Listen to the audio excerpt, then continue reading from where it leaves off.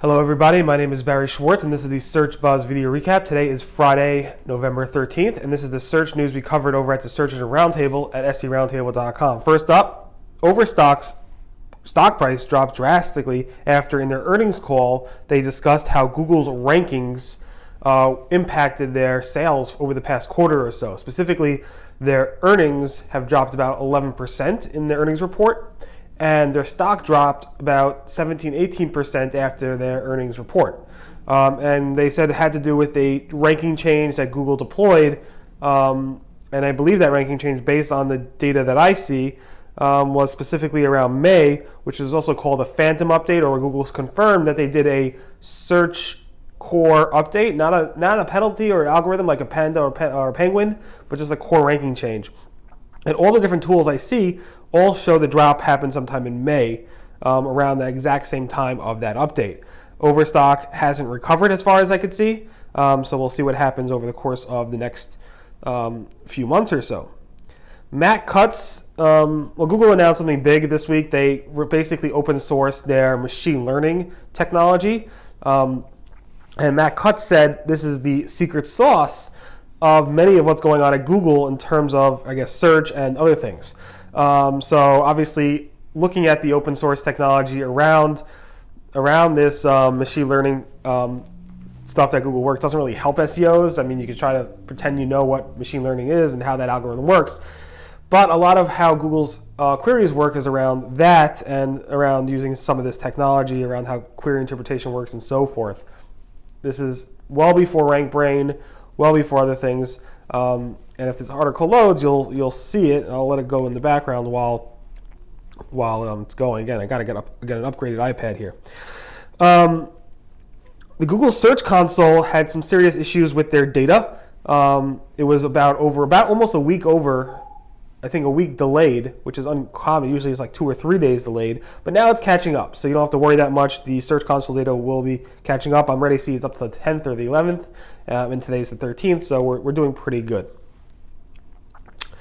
Google has released new reports in Google Search Console for SSL, HTTPS, TLS certificate errors, specifically if there's mismatch errors or the certificate expired and so forth. The first one we saw was around a case where the SSL TLS certificate did not include the domain name, around the mismatch error, and we're seeing a lot more of these examples come up every now and then as well.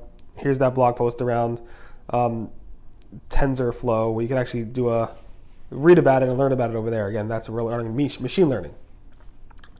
Okay, so that's the TLS warnings that Google Search Console is releasing, and I assume that Google's releasing these warnings because in the future, Google's going to go ahead and say, if you have these errors on your certificates, your SSL and TLS certificates, then Google's not going to give you that ranking boost. Google Search Console, the fetch and render tool, is now showing you in the block resource report how severe that block is. So if you're blocking JS, JavaScript, CSS, whatever, certain files, Google's going to actually show you how important it is or how severe it is that content's blocked. I think the grades are from high, medium, low, and Google's going to show you that right in the fetch and render report under the block resources section, where it's going to show high, medium, low. So definitely take a look at that. And obviously low things are not that important, I assume.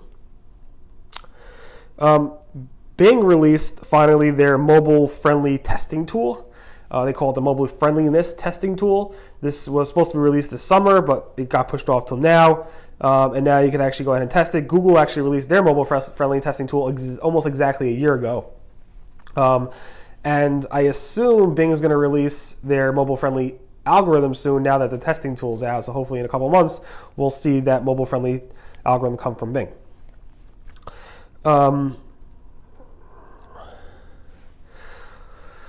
Google did a no-no. They are linking to search results within their own search results. Now, Google came up with a policy several years ago saying we do not want to include search results within our own search results. That's a very strong policy. That includes they don't want to index pages that are search results on your website, nor do they want to link to Bing search results, Ask.com search results, or even Twitter search results. But for some reason, since their Twitter integration, Google's now showing sometimes a link to get to search results on Twitter. We've emailed Google about this. They haven't responded with an official comment. This is not good. This is not what Google wants. I'm telling you, if Matt Cutts was around and he saw this, he'd be like, no way, this is not happening. But again, they have a special partnership with Twitter, and I guess that's part of their partnership, and they're doing something they said they would never do. Google's John Mueller said that it's not always recommended to follow big site structure and SEO implementations because they often get it wrong. He said this in a comment when somebody was looking at YouTube and saying, I'm going to follow YouTube because YouTube does it this way, and YouTube's owned by Google and they're a big site.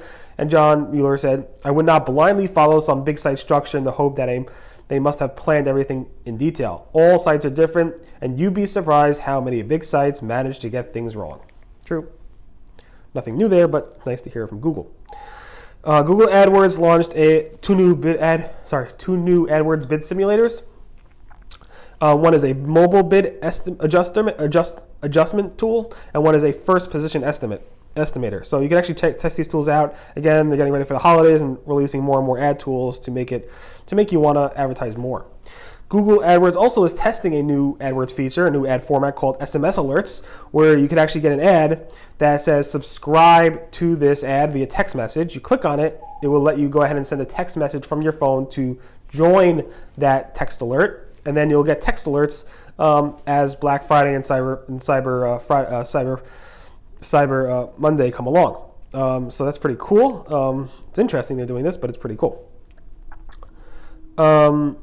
Also around Black Friday and Cyber Monday, they released two new temporary ad extensions around Cyber Monday and Black Friday, where you can actually easily go ahead and select from a drop-down on the ad extensions, either Cyber Monday or Black Friday from the list, and it'll help you pre-fill that information. Again, that's a new AdWords feature.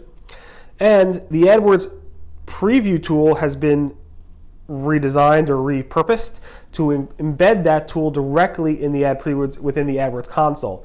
It's not drastically different, whereas in the past it actually opened the new browser and showed you the ads in a new browser. Here it's actually showing you the ads within an embedded Chrome browser within the actual AdWords interface, which is a bit cleaner and nicer to look at.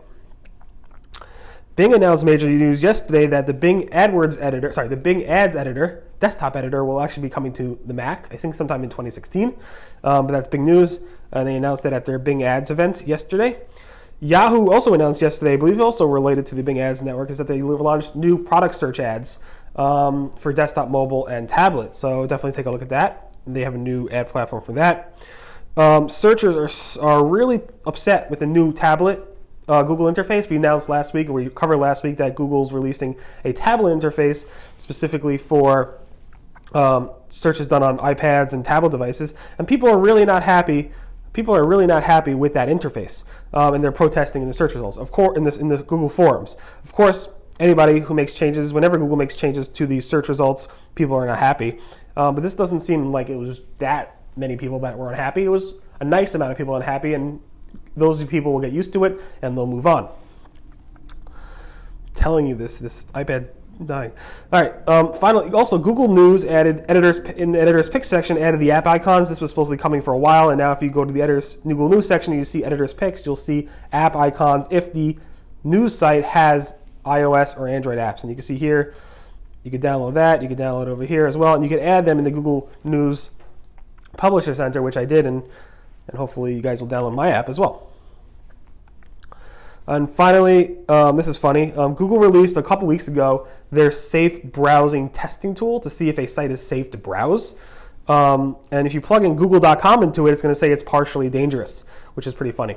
In any event, thanks so much for listening to the Search Buzz video recap. Again, I hope I just clicked it. I hope this microphone worked pretty well. I'm trying again, and hopefully iPhone video is working pretty well. Let me know if there's any issues.